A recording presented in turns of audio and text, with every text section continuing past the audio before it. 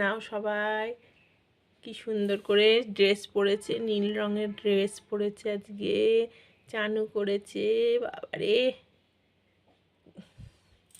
এই দেখো সব ঠাকুরের পুজো হয়ে গেল। এবার রান্নাঘরে যাব।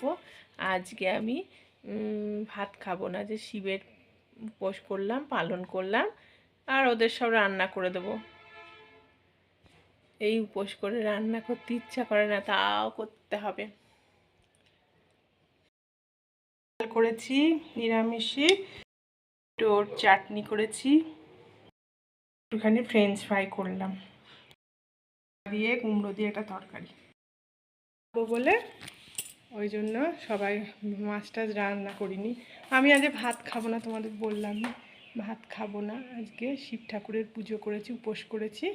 শিব ঠাকুরের সেই উপোস, শিবরাত্রি এবার করতে পারিনি, তা শুনলাম নাকি ফাল্গুন মাসে একটা সোমবার করা যায়, তাই করলাম।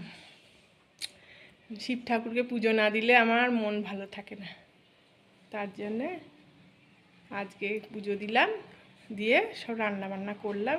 এবার সবাইকে খেতে টেতে দেবো, তোমরাও সবাই খেয়ে নাও।